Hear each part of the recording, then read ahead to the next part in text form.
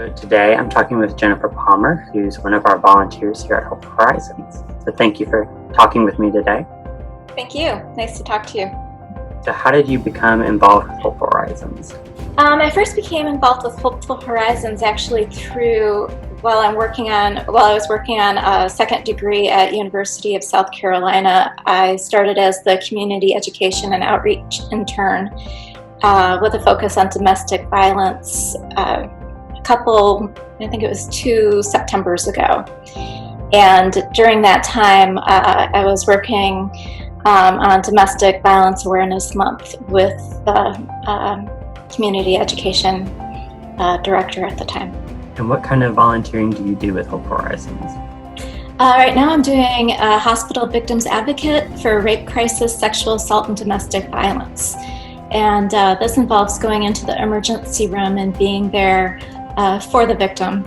And it can be a very scary time for the victim during the crisis period right after the event happens. And so I try to be a calming presence and just be there to support them and let them know about all the different things that Hopeful Horizons offers and ask them for consent so that a therapist or somebody else from Hopeful Horizons can contact them after they leave the hospital. So what is the most surprising thing that you've learned working with or training with Hope Horizons? The most surprising thing that I learned when I was going through my training was that South Carolina is ranked 5th nationwide in domestic homicides. I'm not from South Carolina, I'm from Michigan, and I moved here 7 years ago. And so moving down here, I did not realize that for the last 22 years, South Carolina has ranked in the top 10 states for the highest rate of women being killed through domestic violence. And being a domestic violence survivor myself, this just had a huge impact on me, thinking that here I'm living in a state where the laws and just how society views domestic violence is a bit backwards. And so I really wanted to get involved in helping with that cause. Yeah. And several years in a row, we've been either first or second. I know. Only until recently that we've dropped down to 5th. Yes. Yeah. What is the most surprising thing that you've learned working with Hope Horizons? As a hospital victims advocate, I've been most surprised by the amount of shame and blame victims put on themselves. I can honestly say that every person I've met with at the hospital has known the person that has assaulted them.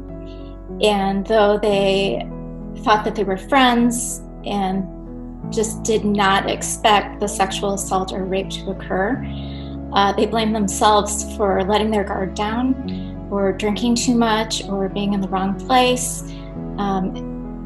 And they have all this shame and guilt that goes with the assault. And what they don't understand at first is that they did not give consent to that sexual assault. They did not want it. They didn't cause it. And putting the shame on themselves is just so damaging.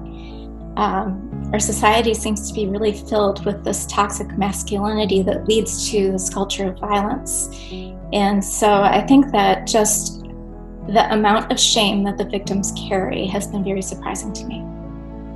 Yeah. What is the most rewarding thing about working with Hope Horizons? I love Hopeful Horizons' vision to create safer communities by changing the culture of violence and offering a path to healing.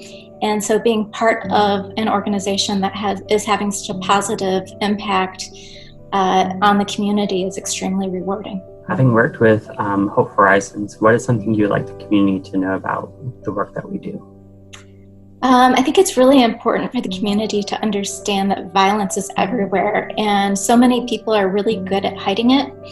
Our culture is so preoccupied with how things look on the outside, but there are victims of domestic violence, child abuse, sexual assault living in everyone's neighborhoods. It doesn't matter what ethnicity you are or what your financial status is, it is around you. And I think it's important to make the community aware of all the services that Hopeful Horizons has to offer, especially the counseling and the legal services, because the more that we bring down the barriers, that victims have to getting out of their problematic situation, the more people can get out of it and start living a life towards healing. Thank you so much for talking with me today, Jennifer. Thank you. It's great to talk to you.